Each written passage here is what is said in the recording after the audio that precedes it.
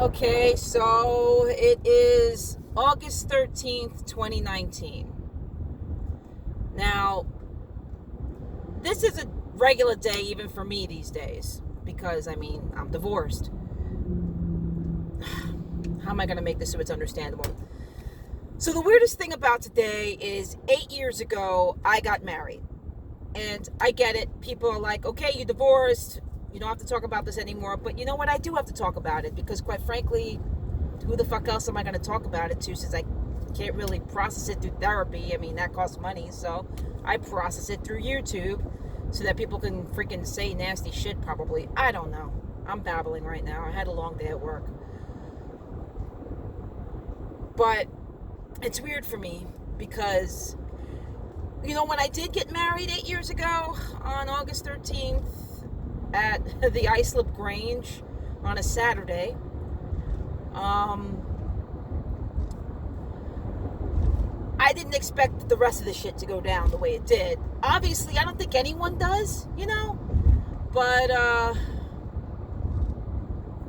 I really stopped celebrating the anniversary of our wedding day when he came out with everything in 2013, and I found out that my whole world was a lie with him. So after that, I didn't even want to recognize the wedding day. After that, I was done. At that point, I'm like, oh sure, I'll celebrate when I met you, but that's about it. And even then, that was hard, because as much as I thought I could work things out and move on from all of that, I really just couldn't. And I tried. And I tried for a good long time.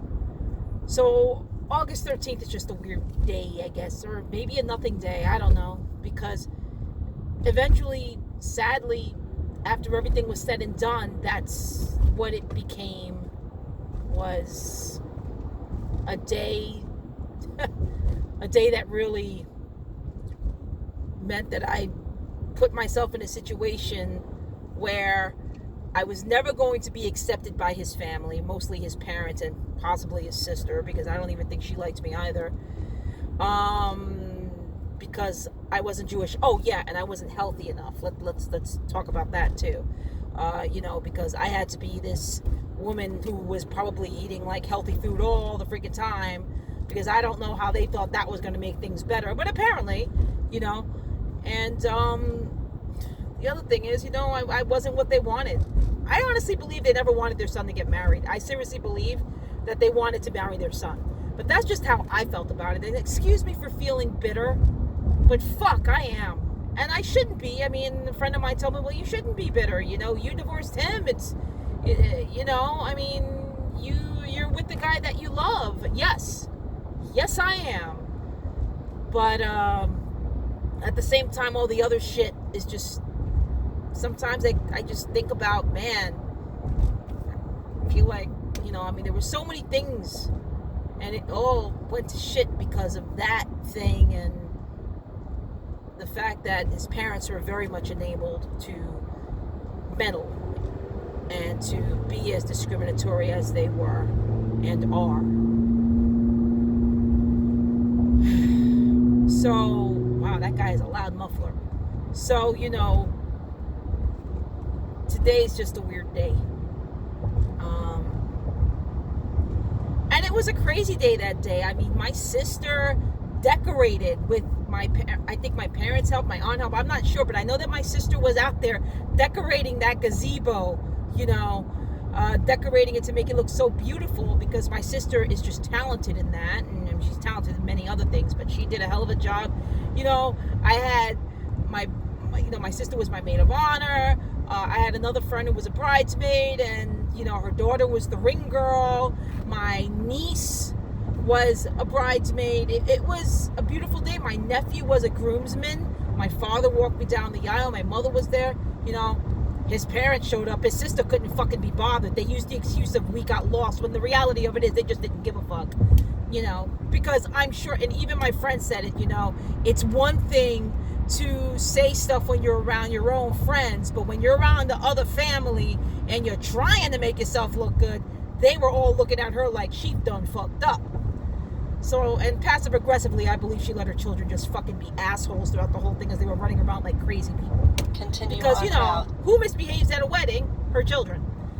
So I have a lot of bitterness about that day, I realized. I really do. Even though she did apologize to me, I felt like that apology was just fucking stupid. Now I can say it. Because the reality of it was, I went through enough shit from them. I went through enough shit and enough judgment on their part for no fucking reason, by the way, at the time. No fucking reason, when they should have been looking at their own family, because I just was never going to be good enough for their son. Quite frankly, I don't believe anyone was good enough for their son unless it was one of them. That's what I believe. That is what I truly believe. So with that, I'm going to have to let all that go, because I do have a lot of bitterness. And so I'm going to have to change my thought process now to something more positive. Positive being my relationship now, my life now, feels like it's so long ago that my life began over again, or actually really began, but really it was only a few months ago. So I have been very happy, very stressed out, very anxious, don't get me wrong. I mean, when you're living on your own and dealing with your finances, that suck, because you suck at financial shit. You start to learn very quickly that this is not the way you're supposed to live, and you just have to watch yourself. It's true. And I've been very fortunate, in the fact that, I've got family who's been supportive, I've got friends who've been supportive, and I've got Andy in my life who's been hella supportive in regards to dealing with my own little freakouts. But also because he's added to my happiness so very much that, while I'm making my own happiness, he really is adding to it. And that's all I could really ask for, is someone who adds to my happiness. And he does. So today, after work, I'm driving home now. I only have about 3.9 miles to my exit on the southern state. I will be taking a walk with Andy, because we're doing this thing now where we go for walks. Just for him, it's to get into better shape. For me, it's to clear my mind, and also to spend time with him, because come on now, why wouldn't I want to? It'll be nice, because we walk a few miles, which is nice. I mean, we're trying to make it to 3 miles, although I've been walking. My job, there's a lot of walking in my job. Being part of an ACT team, which is assertive community treatment. I'm out there in the community actually helping clients who are, in our caseload.